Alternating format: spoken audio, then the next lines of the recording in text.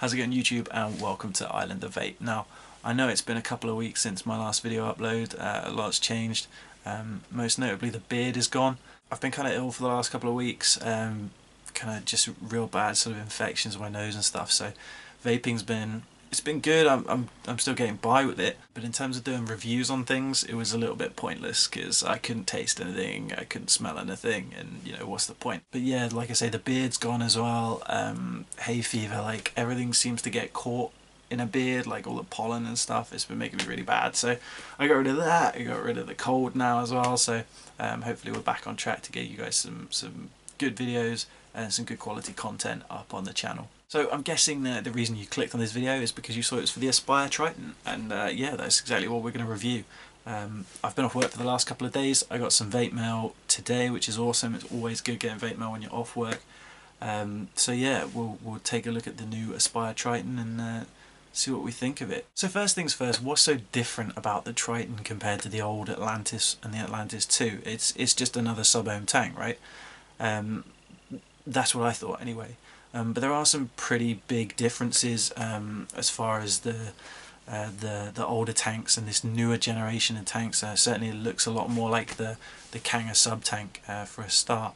But they've included some quite cool new features in there, so we'll dive down and take a look at those in a second. As far as the technical specs on it go, you get a 1.8 ohm coil and you'll get a 0.4 ohm coil. Thankfully all the coils you have kicking around for the old Atlantis tanks, the 0.3s, the 0.5s, and also I think there's a 1.2 that does the rounds as well, they will all fit in it as well, which is great. The main reason for these new tanks, I think Aspire have obviously learned a great deal from the first Atlantis tank. Certainly they were the first company on the market to bring out a sub-ohm tank, closely followed by Kanga. But it's almost as if they've taken the last sort of year or so's worth of knowledge and just kind of refined it and made it a little bit better. So let's dive down, I'll show you the box, I'll show you what's in it, and then we'll take it back up, I'll vape on her, and yeah, we'll see how she goes. So here's the packaging. It's your regular Aspire kind of style box, pretty much exactly the same as you get your Atlantis in. The Aspire branding and the new Triton branding on there as well. There's a back, so you can see sort of what's written on there. It does come with the tank and a replacement atomizer. No replacement glass. We will get onto that later. There is a reason for that. So let's open her up and take a look at the tank itself. So here we have the tank. It's actually really nice. They're really kind of well machined and nice and shiny and new looking. One thing I have noticed is there's a lot more sort of intricate detail on this, certainly than any of the other Aspire tanks. You can see here you've got the adjustable airflow on the bottom. There's also some grooves here, which is nice. It gives you some good purchase on the bottom of the tank. The tank section itself, a lot like the sub tank by Kangatech. You've got these kind of metal, or the stainless steel sort of sides here housing the actual Pyrex tank section. Inside there you can see you've got the kind of shaft section. There's some adjustable sort of holes and bits and pieces in there as well. There's another ridged section on the top here, and then there's also airflow on the top as well as on the bottom. And if you can see that, it looks as if, I mean, these are quite sort of smooth, but they've also got a ridge on there as well, so you can get a hold of them to adjust. Obviously you can go from right the way wide open to sort of shut it right off, and it does close off completely as well.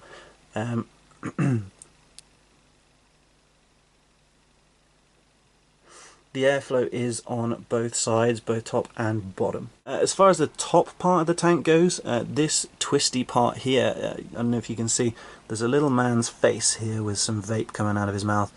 That implies that that is the "you are ready to vape" setting.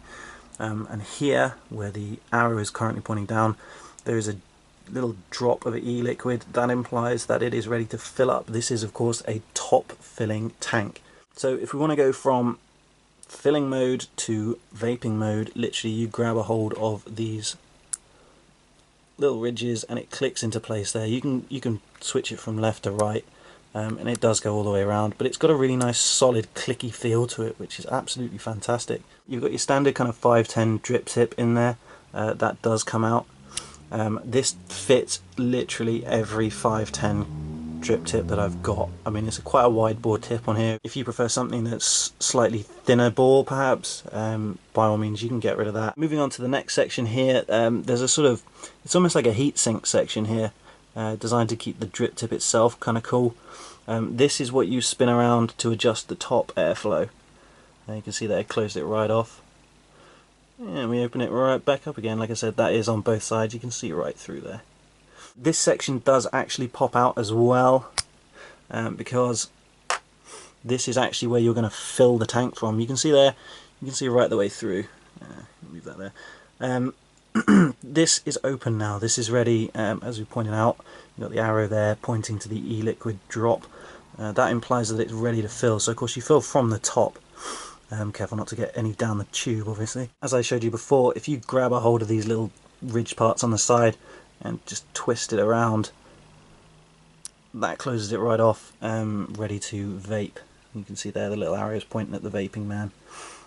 You can also see down the bottom here, it's ready to vape. You can see the cotton through the little hole there, just above the SP in Aspire. If I turn this to close it off, ready to fill up, you see how it blocks it off there, which is quite clever really. Now the last part, basically the base unscrews. The nice thing about this, again, you've got the ridges on the bottom for the airflow, but the base itself is also ridged, so if you want to start spinning that off, taking that off, that comes away quite nice and easily. A couple of O-rings in there as well, plenty of those to stop you from getting juice leaking all over the place. So the base itself, well, it's pretty much your bog standard base. Obviously you've got the airflow there. The coil unscrews as per usual. It's not quite as sunk in as a normal Aspire base tends to sink the coils in. You can see here the 0.4 ohm coil that comes pre-installed. It's got the black O-rings around it. The 1.8, as I'll show you later, does actually have baby blue O-rings to kind of tell them apart, which is a nice touch really. Taking a look at the actual tank section now, this is as disassembled as you will be able to get it. Unfortunately, I know this is going to be a con for a lot of people who are looking to buy this tank. We can be a bit picky about being able to take a tank completely apart. Unfortunately, you're just going to have to run this through with water. There's very little chance of you getting any kind of paper towels or anything in there to clean that out. I mean, it's pretty well kind of fixed together. Of course, if you do break the tank, that's it. You're gonna have to buy a new one, I guess. I've certainly not seen in the UK any replacement tank parts or tank sections available for this unit. Taking a nice close-up look though. I mean, it's really nice. You've got the Aspire kind of stuff all etched in, and it's a really swanky kind of top-end looking tank. It is really cool. If you like the look of the sub-tank, this is Aspire's effort to kind of emulate that, and it's really nice. So back to the box. I mean, what else do we get in here? Well, take this apart as always, get rid of that. Here's your replacement coil, and you do get the usual sort of bit of warning card there, just to say don't do anything stupid.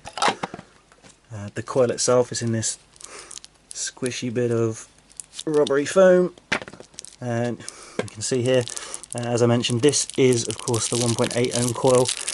It comes in a little baggie. You can see there with the Aspire branding and stuff on it, and the baby blue O-rings as well. So that's the Aspire Triton. It's a really nice looking tank, especially when you get up close and personal with it. It's really something a bit different from Aspire, which is really good. But I guess the most important test of all is how does she vape. So let's take her back up and I'll let you know how we get on. Okay, so that was the up close and personal stuff. I've opened the top of the tank up right now. I'm going to juice it up. Got some Cutwood Boss Reserve because it's my all day vape right now. And I know for a fact that this is going to provide me with the best sort of test as to whether the flavour out of this thing's any good, because I know it so well. So just using 3 milligrams, regular old Cutwood Boss Reserve. So let's just drop a load of that in there. Get that wick sort of nice and saturated. I have put a couple of drops onto the actual wick itself prior to juicing the tank up. just to make sure that we get a good amount of juice in the coil to begin with straight away there. So this tank is pretty much an identical size to the Atlantis and the Atlantis V2. I think there's maybe a ½ mm difference or something along those lines in terms of the actual width of the unit. Height wise it is a little bit taller. I've got it's my regular old Atlantis there, so just to put them side by side, it's a little bit taller, but it's nothing, you know, it's marginal really. I think that the design on the Triton makes it look a little bit taller, as well as the kind of cooling fans and things to stop the drip tip getting hot. But no, I mean it sits pretty much flush here on the Sigeli 150 watt. There's a tiny little bit of overhang, really marginal, but it's, you know, unless you're kind of like this, you're not going to know, so what's the problem? One thing I have noticed about this, when you are screwing it down, these kind of windows here, the ports that you can see the e-juice through, the sides of the actual metal here can be a little bit sharp. Like, I've caught my fingers a couple of times just when I've been screwing it down, or, you know, kind of trying to grab a hold of it. They are a little bit sharp. I wouldn't say it's like a knife edge, but it's quite there's a little bit of sharpness there. So just do bear in mind, if you are screwing it down, just be a little bit careful. You don't want to kind of cut yourself on any of those little bits of metal. So as always, vaping on the Sigeli 150 watt. It's a tank, so might as well use the regulated mod. Settings wise, this particular coil, we're using the 0.4 ohm coil today. It is recommended for use between 25 and 30 watts. You can see there we've got it at 30. That's only giving us like 3.6 volts, so obviously we're going to be able to push this coil a little bit higher, but for now we use it at the 30 watts, which is the top end of the recommended wattage for this particular coil. So let's give it a go, see what we think.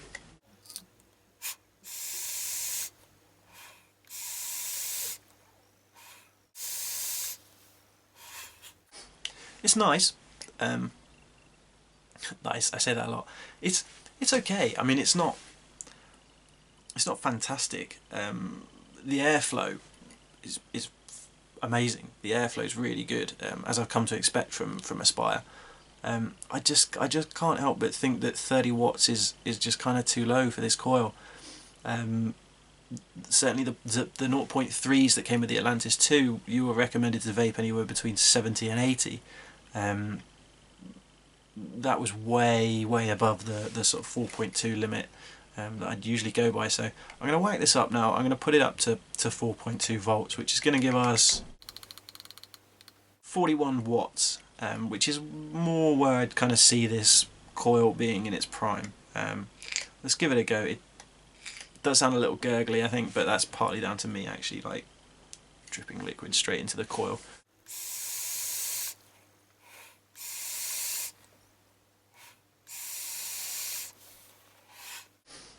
Alright, yeah, now she's chucking. That's what we're supposed to be dealing with. Get her up to 40 watts, 41 watts, and this unit's really kicking some big clouds. Flavour, again, fantastic. Just like I've come to expect from all of my Atlantis tanks. I know I'm a bit of an Atlantis fanboy. I've got 2 or 3 of the V2s, a couple of the V1s. This Triton is a big change from the Atlantis. But it's nice. It's really doing the job really well. So we'll give it one more shot. We'll give it 50 watts. That's 4.6 volts. You can see there. Just to push this coil a little bit more, just see what kind of flavour and clouds that we can get out of it. I know some people have been vaping them at sort of 55 watts and up. So obviously the coils are still capable of much higher wattage and voltage than advertised by Aspire. But no, let's see how it goes. Obviously the coil life's going to depreciate a little. The higher the wattage and the higher the voltage you're going to go, the life cycle of the coil is going to drop off. But you know, if that's your thing, if you like a warmer vape, certainly these cooling fins are going to help out as well. So let's give it a go.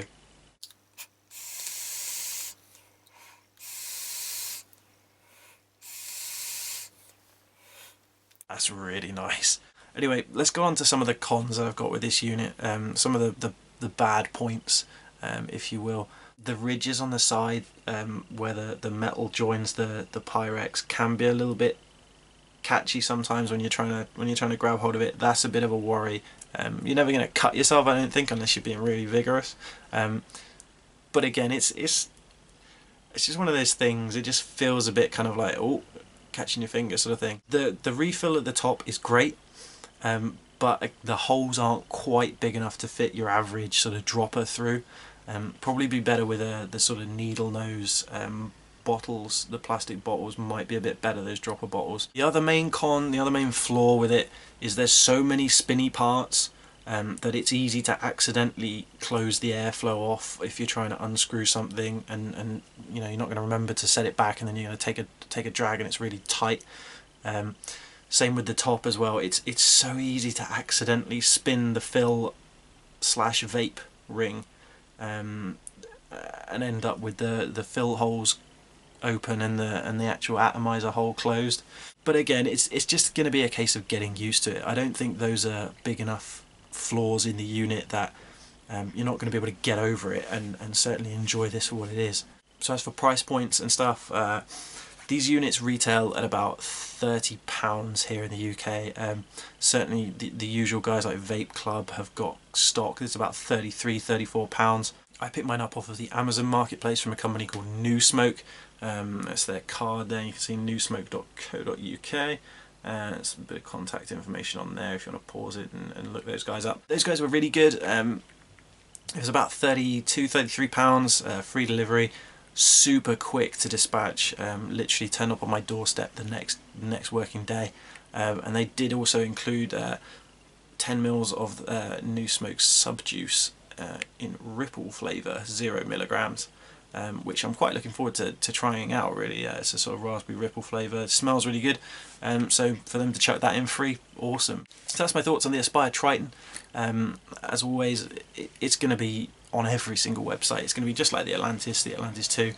If you want it, any vape website, any reputable, self-respecting vape website is going to have them.